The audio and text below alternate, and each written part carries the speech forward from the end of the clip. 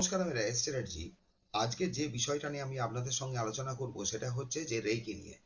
রেকিতে কোন তিনটে নিয়ম, মানে তিনটে জিনিস আমাদের অতি অবশ্যই ফলো করা উচিত বা তিনটে ভুল করা উচিত নয়, বা বলতে পারেন কোন তিনটে জিনিসের প্রতি আমাদেরকে প্রথমেই সাবধানতা অবলম্বন করা উচিত রেকি করার সময়। দেখুন, রেকিটা আমরা করি কেন? সেলফ হিলিং এর জন্য কিংবা আদার্স হিলিং এর জন্য এক নাম্বার পয়েন্ট হতে পারে। সেকেন্ড জিনিস হয় আমাদের কোনো টার্গেট গোল আমরা যখন ম্যানিফেস্ট করতে চাইছি তখন আমরা রেকিটা কোনো বস্তুর মাধ্যমে কোনো বস্তুতে আপনার প্রয়োগ করি, যে অমুক সময় পর্যন্ত অমুক কাজটা ম্যানিফেস্ট হওয়ার জন্য। এই ক্ষেত্রে করা হয়, আরো কিছু কিছু ক্ষেত্রে আলাদা ক্ষেত্রে আপনার রেকির এখানে ব্যবহার করা হয়ে থাকে। তো মূলত যেটা করা হয় এখানে, রেকিটা আমরা করছি কি আরোগ্যকরণের জন্য। এবারে এই রেকি করার সময় আমাদের দেখবেন প্রথম থেকেই বলা হয় যে নিজের এনার্জি লেভেল ঠিক রাখতে। এই যে এনার্জি লেভেল ঠিক রাখার কথাটা বলা হয়, এক নাম্বার যেটা ফার্স্ট পয়েন্ট, হ্যাঁ, সেটা কি এবং কেন বলা হচ্ছে? এনার্জি লেভেল এখানে কিন্তু নিজের মানসিক স্থিতি অবস্থা। ধরুন, প্রথমত কোনো জিনিসে তাড়াহুড়ো না করা, ফল লাভের আপনার ফল লাভের ব্যাপারে তাড়াহুড়ো না করে চিন্তা না করা। আরেকটা জিনিস হচ্ছে আপনার মানসিক অস্থিরতা।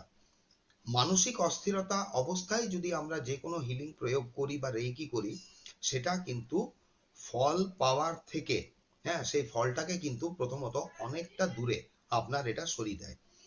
সেকেন্ড যেটা মোস্ট ইম্পর্টেন্ট হয় রেকি হিলিং এর সময়, যখন কোনো ব্যক্তির আরোগ্যকরণের জন্য প্রয়োগ করা হয় আপনার, তখন এটা জানুন, অনেকজনই বলে না যে আপনার রেকি করার পরে আমার শরীর অসুস্থ হয়ে গেল বা আমার নিজের এনার্জি ড্রেন হয়ে গেল, যে ব্যাকফায়ারের কথাটা। রেকিতে অ্যাকচুয়ালি ব্যাকফায়ারটা হয় কেন?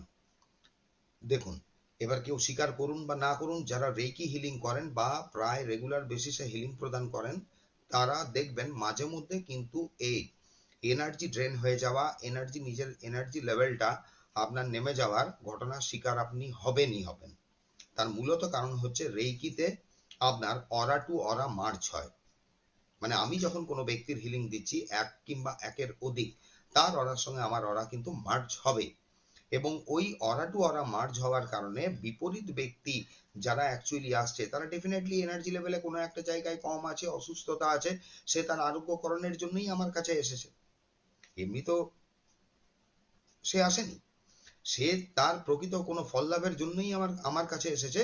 এবং এনার্জি লেভেলে তখন যখন আমি কাউকে হিলিং করছি, অরা টু অরা মার্জ হওয়ার কারণে হয় কি, তার মধ্যে অবস্থিত নেগেটিভ এনার্জিটা আমার মধ্যে কিন্তু চলে আসে। এই কারণের জন্য এটা লক্ষ্য করে আপনারাও দেখবেন আপনাদের মধ্যে কতজন যখন অন্য ব্যক্তির হিলিং করছেন, নিজের এবং ওই ব্যক্তির অরা ক্লিনিং করে হিলিং করেন? করা হয় না, ম্যাক্সিমাম জনই করে না। অরা ক্লিন করে যদি হিলিং না দেওয়া হয়, অরা টু অরা তো মার্চ হবেই, এবং যে কারণের জন্য তখন বিপরীত পক্ষের যে ব্যক্তির যে এনার্জি লেভেলের যে কন্ট্রাস্ট এনার্জিটা আছে, যে নেগেটিভ এনার্জিটা আছে, ইলেকট্রোম্যাগনেটিক ফিল্ডের ওর মধ্যে দিয়ে কিন্তু হিলারের শরীরে প্রবেশ করে, এবং যে কারণের জন্য আপনার হিলার ওইখানে অসুস্থ হয়। তাহলে প্রথমত কি হলো, নিজেকে এনার্জি লেভেলে ঠিক রাখতে হয়, নিজের মানসিক স্থিতিবস্থা, নিজের কনফিডেন্সটা ঠিক রাখতে হয়। চঞ্চল হলে চলবে না, অস্থির হলে চলবে না, ফল লাভের জন্য আপনার তাড়াহুড়ো করলে আপনার চলবে না। দ্বিতীয় জিনিস হচ্ছে, যখনই কাউকে আমি হিলিং করব, ওই মোমেন্টে কিন্তু নিজের অরা ক্লিনস করা আর অন্য ব্যক্তির আপনার অরা ক্লিনজিং কিন্তু অত্যন্ত প্রয়োজন। যারাই রেকি শিখেছেন তাদের তো এই পয়েন্টগুলো শেখানো হয়, এবং এই জিনিসটা আপনার খেয়াল রাখতে বলা হয়। থার্ড জিনিস যেটা হয়, অরা ক্লিনস করেও আপনি করুন, তাহলেও কি আপনার হিটব্যাক হতে পারে? না, হিটব্যাক হতে পারে, চান্স থাকে। ওইখানে কোন জায়গাটা আমাদের অ্যাকচুয়ালি বাঁচায়, যেটা লাস্ট অ্যান্ড থার্ড ইম্পর্টেন্ট, সেটা হচ্ছে দেখবেন গ্রাউন্ডিং। যদি আপনি আপনার নিজেকে প্রপারলি গ্রাউন্ডিং না করেন, তাহলে কিন্তু সঠিক সময় পর্যন্ত আমরা ফলটাও পাই না।